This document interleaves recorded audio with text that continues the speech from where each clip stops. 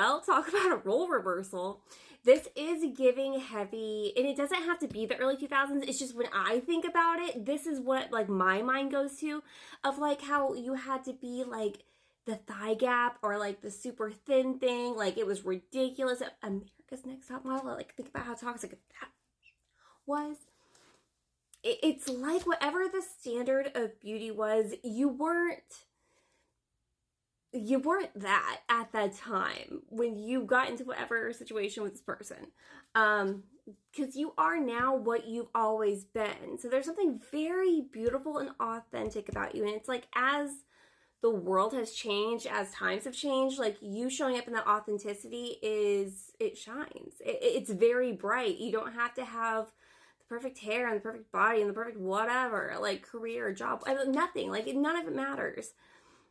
And you always being who you are, watching you like a hawk. Because now it's like, you're not just the standard of beauty. Like right now, you're it. Like you're a classic. Thinking of you, profile creeping, blocked constantly. Someone you have blocked because they discarded you.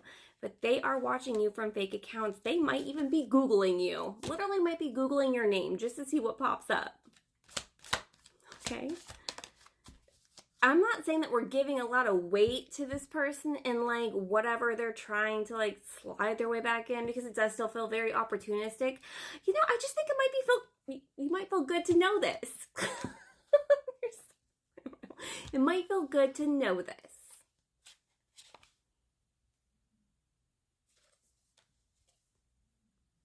Yeah.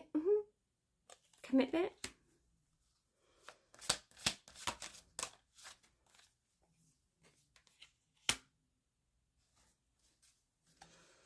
Okay. You know, we have commitment and decision. So clearly making a decision over what they're willing to commit to, what you're willing to commit to. You know, right now this person is like creeping, watching, stalking, all of those things. And because understand, like as these times have changed, they've changed too. You may have always been who you've always said you were, and you might not want anything to do with this person, and that's totally, like, we get it. You know, I just enjoy the whole, like, you can't have me, watch me from over there. This does feel like right now they're making some kind of decision of if they should reach out to you. They feel really shamed and really gross. Like, they know. They know that almost they put you down, punished you in some kind of way for not being an unrealistic Barbie doll and Ken doll, whatever. It doesn't matter, okay? It's just like this unrealistic fantasy.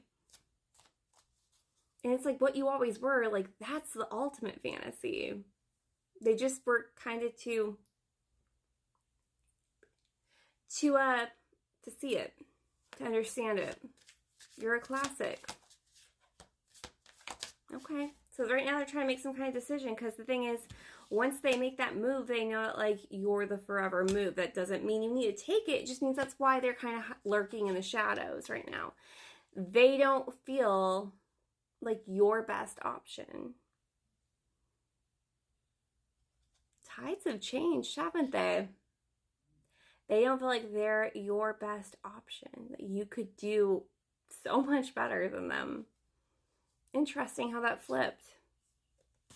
Closed off, anxiety, refusing to give in. The silence. Oh, they shut you down. And now they're afraid that you're going to shut them down. That you ultimately would be unsatisfied with them. Let's go to part 3.